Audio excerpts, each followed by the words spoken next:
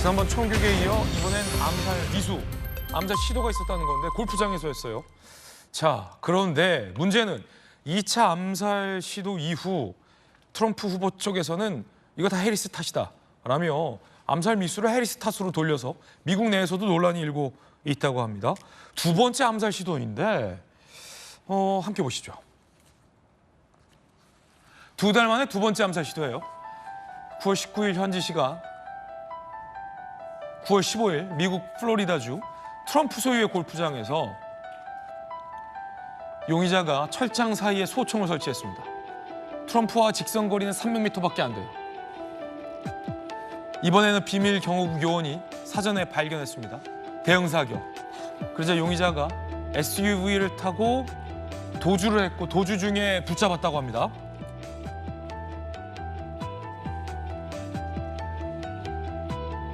뉴욕타임스. 정치 폭력이 현대 미국 문화의 일부로 자리 잡았다. 선거까지 50일의 기간이 길게 느껴질 정도로 불안하다라는 얘기를 워싱턴 포스트도 같이 보도하고 있습니다. 자, 사진 속 용의자죠? 자, 지금 저 용의자가 체포된 장면도 미국 언론에 취재가 됐는데요. 지금 상의를 들고 있는 저 남성이 용의자입니다. 자, SUV를 타고 SUV도 보이죠? 도주를 하다가 결국 폭격해서 붙잡았고요.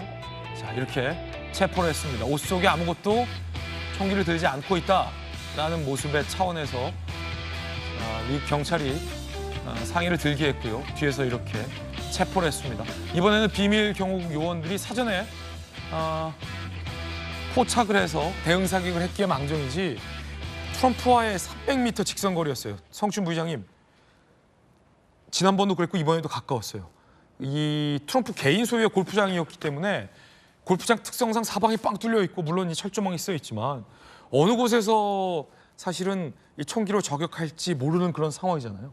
굉장히 위험천만한 상황이었다고 해요. 그렇죠. 거기서 심지어 10시간이 넘도록 사실상 대기를 하고 있었는데 비밀 경호국이 그걸 그 시간 지난 이후에나 발견했다는 건 아니겠습니까? 예. 그렇기 때문에 더 충격으로 다가오는 것 같고 다행입니다. 다행히 미수로 그치긴 했습니다만 지금 바이든 대통령이 46대 대통령이거든요. 미국 역대 대통령 중에 그러니까 46명 재선도 하고 그런 분들도 다 포함하더라도 그중에 4명이나 암살을 당했습니다. 근데 제가 걱정하는 거는 초기에 3분, 링컨 대통령 이후에 맥킨리 대통령까지 3명의 대통령이 암살을 연속적으로 거의 당했거든요. 그러니까 3, 40년 동안 거의 3명의 대통령이 암살을 당하고 그 이후에 상당히 오랜 시간 지난 이후에 우리가 알고 있는 존 F 케네디 대통령이 암살을 당했는데 그 말은 뭐냐면 존 F 케네디 대통령 암살 이후에도 레이건 대통령이나 암살 미수 사건이 상당히 많이 있었습니다. 그런 것처럼 한 번 이런 암살 시도 미수가 일어나면 그리고 암살 실제 일어났을 때도 그 이후에 뭔가 이런 극단적 정치적 성향을 갖고 있는 사람들이 이걸 시도를 많이 하게 된다는 거죠. 그러니까 지금 트럼프 대통령도 마찬가지입니다. 트럼프 대통령에 대한 암살 시도가 있으니까 이 두 번째 암살 시도하는 사람도 뭔가 이거에 동요돼서 평소에 좀 기행을 많이 일삼았던 사람으로 알려져 있지 않습니까?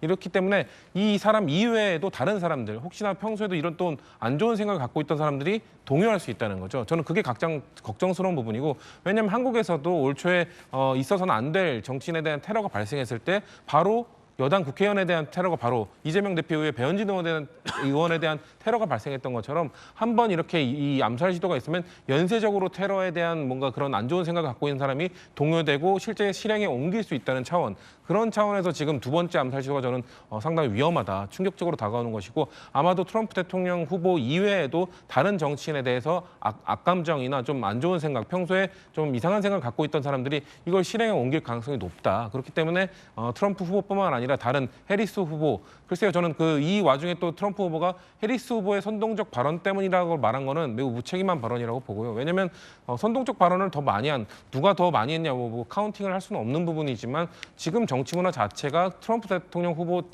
자신도 선동적 언어, 선동적 정치에 어떻게 보면 매우 상징적 인물로 알려져 있을 만큼 그런 발언을 많이 했던 분이기 때문에 정치인들이 이런 발언을 자제하자고 본인이 나도 자제할 테니 자제합시다라고 발언을 했던 것이 오히려 이런 문화를 좀 잠재우고 이런 분위기를 좀 불식시키는 데 도움이 됐던 것이지 누구에게 책임을 전가하는 모습은 좀 좋아 보이지 않았다는 말씀을 드리고 싶습니다. 예. 지난번 총격에 이어 이번엔 암살 미수, 암살 시도, 암살 기도 트럼프 후보의 이야기 들어보시죠. It's a dangerous business, however, being president. It's a little bit dangerous, so we have to keep it safe. You know, only consequential presidents get shot at. No, and today, a little while ago, I got a very nice call from Kamala. It was very nice. It was very, very nice, and we appreciate that. 오직 중요한 대통령들만 총에 맞는다라는 발언도 한국 정서에선 상당히 부적절해 보이긴 합니다만 큰일 날 뻔했습니다. 큰일 날 뻔했습니다. 자, 그런데 이 트럼프 측에서 이 암살 시도가 바이든과 해리스 탓이다라고 탓을 돌려서 논란입니다. 그는 바이든과 해리스의 말을 믿었고 그에 따라 행동했다라고 주장한 거예요. 그들은 매우 선동적 언어를 사용했고 그들의 발언 때문에 내가 총에 맞았다. 그들은 나라를 파괴하는 사람이다. 라며 폭스뉴스에서 트럼프 후보가 인터뷰를 했습니다. 자, 이 테러와 또 암살 시도는 굉장히 위험천만한 것이고 절대 있어서 안 될 일이지만 이게 또 바이든과 해리스 탓이다라고 탓을 돌린 것 또한 굉장히 좀 부적절해 보입니다. 어떻게 보십니까? 네, 저 단계에서 본인이 할 이야기는 아닌 것 같고요. 본인 스스로가 적대적인 발언을 많이 해왔기 때문에 트럼프 후보의 입에서 나올 이야기는 아닌 것 같습니다만 그러나 절반의 진실이 있습니다.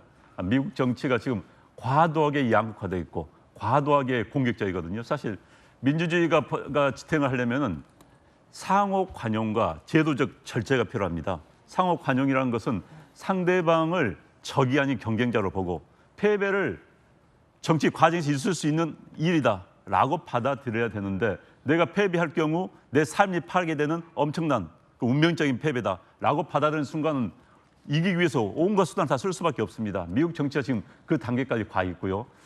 지금 중요한 대통령들은 총을 맞았다. 본인이 총을 맞았기 때문에 나도 중요한 대통령이다. 뭐 이런 뉘앙스 같습니다만 물론 링컨이라든지 케네디라든지 가까이 있는 레이건 대통령도 총을 맞았지 않습니까? 그렇기 때문에 이제 그런 케이스를 든 것 같은데 트럼프 대통령 입에서 나올 이야기는 아닌 것 같고요. 그런데 지금 사실 미국에서 경호 문제가 굉장히 지금 대두가 되고 있습니다. 지금 트럼프 대통령의 골프장은 완전히 해변가에서 노출되어 있습니다. 보통 이제 경호는 이렇게 합니다. 대통령이 골프를 치면은 앞에 홀에 가서 경호원들이 기다리고 있습니다. 아, 그렇군요. 그리고 대통령이 공이 떨어질 수 있는 예상 지점 부근에 가 있어요. 왜 대통령이 그쪽 오기 때문에. 특히 이제 오비가 낮아고 왔습니까? 오비는 이제 선 밖으로 나가는 건데 오비 있는 곳은 수풀이 우거진 쪽입니다. 그때 거기에 경호원들이 숨어 있어요. 옛날에 역대 미국 대통령 가운데 골프 좋아하는 경호원 있습니다만 그 경호원들이 일화가 있어요. 책을 쓴 거 보면은 경호원들이 이제 공이 오비가 돼서 산속으로 들어왔어요. 그러면 공을 슬쩍 줘서 좋은 데로 갖다 던진답니다.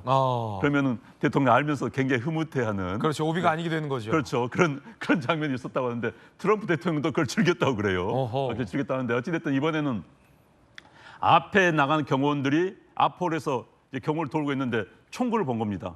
총구를 보고 그쪽 사격을 하니까 이제 그 암살 시도자가 도망을 간 그런 사건인데 지금 미국에서 지금 경호 문제까지 지난번 7월 달에 직접 트럼프 대통령이 총을 맞은 사건으로 미국의 SS라 해서 이제 시큐리티 서비스 그러니까 경호를 담당하는 부서의 책임자가 경질이 됐습니다.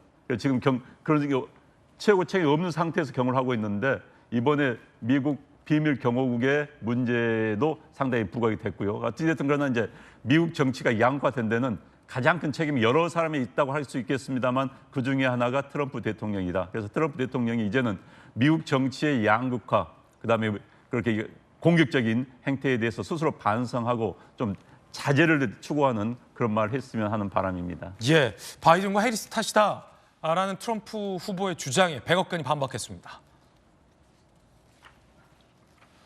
바이든 대통령과 해리스 부통령은 항상 모든 형태의 폭력을 강력히 규탄해왔다. 어떤 식으로든 폭력을 조장한 적 없다라고 백악관이 반박을 했습니다. 자, 이번 암살 시도 해리스 후보의 이야기 들어보시죠. I checked on him to see if he was okay. Yeah. And I told him what I have said publicly. There's no place for political violence in our country. Here, the president and the vice president have always forcefully condemned violence in all forms, including political violence.